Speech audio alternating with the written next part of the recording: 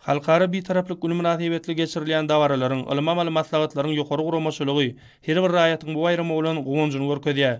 Halkara bir taraplyk gün ýurdumyzyň bir taraplygynyň 28 ýyllygy münasibetli Magtumulandaky ýaşa guramasynyň merkezi geňeşliginiň, Kärdiş arkadaşlarynyň milli merkeziniň, demokratik senaatçylar we telekeşler, agrar partiýalaryň merkezi geňeşleriniň, zenanlar guramasynyň, ýurdumyzyň ýokary okuw mekdepleriniň, paýtagtymyzyň hemde welaýatlaryň idara kärhanalarynyň geçirilen maslahatlary işin häsiýete betlenni.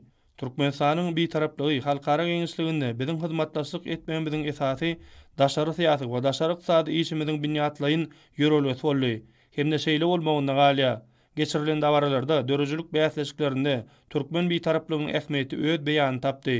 Bir taraplyk hukuk ýagdaýy dünýäniň ähli döwletleri bilen dostlukly, özara bähwitlik we hakyky ýagdaýlardan ugralanyp gatnaşyklary ýoly oýma şert döredýär.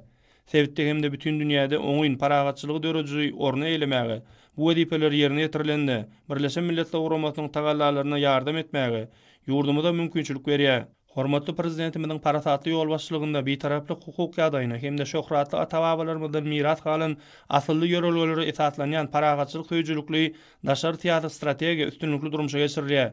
Häzirki döwürde türkmen bir taraplygy dünýäde we sebitde paragatçylygy, howpsuzlygy we durnukly ösüşi üpçün etmegiň işçiň guraly höküminde ikrar edildi. Döwlet başlanmadygyny taýşýaly, garaşsyz bak bir tarap watanmady dünýäniň öňde barjy döwletleriniň birini öwürmäge, halkara gatnaşyklary işeňleşdirmäge önüktirilen işler mundan beýlekde dowam ettiriler. Daşary syýasat ulgamynda oňyn tejribe eýe bolan hormatly prezidentimiz garaşsyz bak bir tarap watanmadyň halkara awraýynyň hasy belinde galmagy, dünýä ähmiýetli başlangyçlarynyň ileridilmegi üçin ýadagy tagalla edýär. Bir taraplyk güni paragatçylygy, dostlugy, yntanperwerligi hemde hoşniýetligi dawaralandyrýan ajaýyp halkara bayramdyr. 1995-nji ýylyň 12-nji dekabrynda Birleşen Milletler Guramasynyň baş assambleýasy tarapyndan Türkmenistanyň hemişelik bir taraplygy atly rezolýusiýanyň kabul edilmegi döwletimiziň taryhynda täze sahypanaşdy hemde onuň dünýä jemgyýetçiliginde münasip orny we ähmiýetini kesgitledi. 2015-nji ýylyň 3-nji iýunynda bolsa baş assambleýa ýurdumyzyň hemişelik bir taraplyk hukuk derejesini ýene-de bir ýerde ikrar etdi.